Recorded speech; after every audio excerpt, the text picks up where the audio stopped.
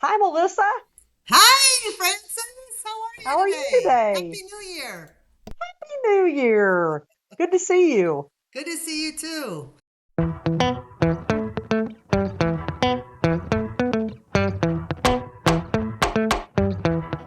When I was a customer, I didn't really think about much about end of day or end of year. It just felt like something the system, kind of handled in the Took care of. background. And Yeah, when it didn't work, then things got stressful. right. In point of rental, you close your end of day, and that creates a batch.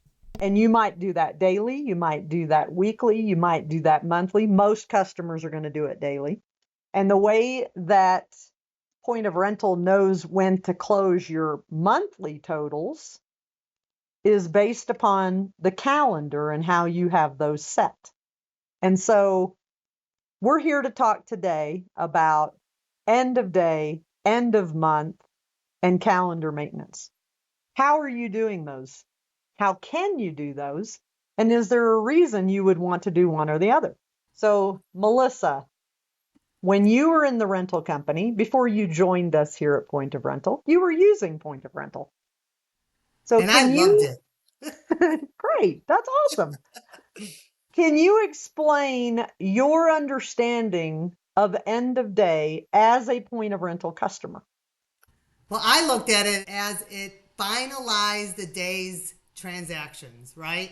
So the invoicing and all the reports, it locked in the data for the day, it moved from the system, closed everything, and then so I was able to go on to the next day.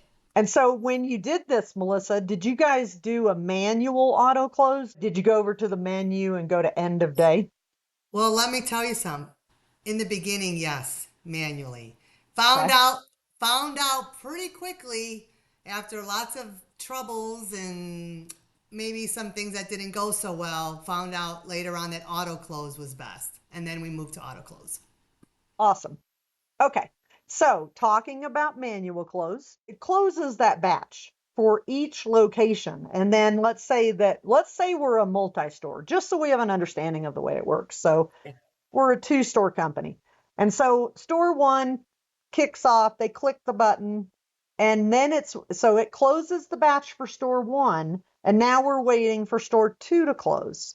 And so anybody who does manual close, you've seen these prompts waiting on Mhm. store two. And so store two employee has to go in and close the drawer as well.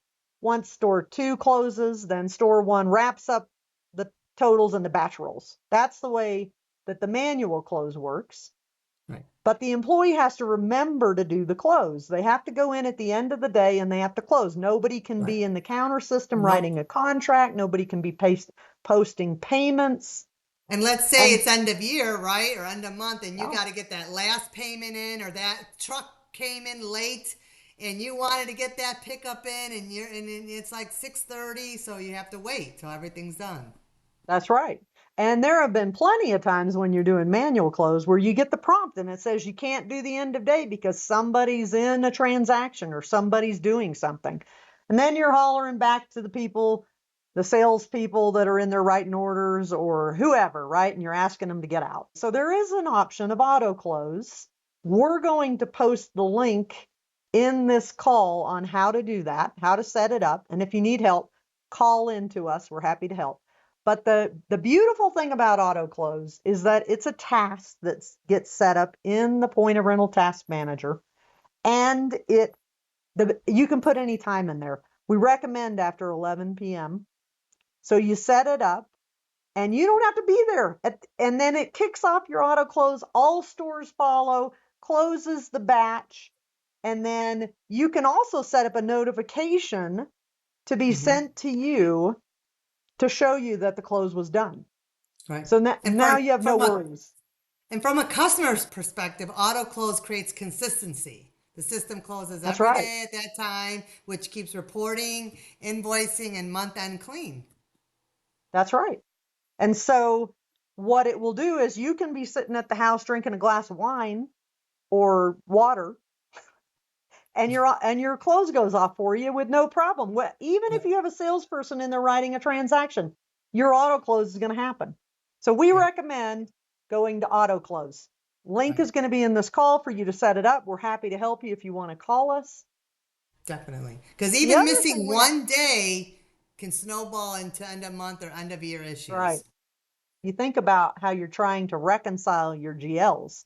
That's much easier to do when you can look at a day at a time as opposed to an entire month or a week. So the next thing I want to talk about is end of month. So how does Point of Rental know days that you are closed or what you're setting your end of month at? So I think you're referring to calendar maintenance. that's right. We clicked on the gear to open the configurations, and then we're going to click on app configurations. And then we're going to go to system configurations. And then we're going to go to calendar maintenance. So So the reason, important to align with your real business schedule. boy, So important. no doubt. This is where, so this view helps you in your item availability. It helps determine when items are due back because you're closed, the days that you're closed, the time that you close, your rollover times. There's documentation in ULearn to help you better understand this screen, but I want to go to the next screen. So we're going to click OK here, and what it's going to do is it's going to open our special days. And so what you can see is on the periods, you can see the M, Q, and the Y, so monthly, quarter, yearly, right? So we set these up. Point of Rental requires you to have an end of month for every month. And so you can come in here and you can add days. You can put in, let's say that every single Christmas day we're going to be closed.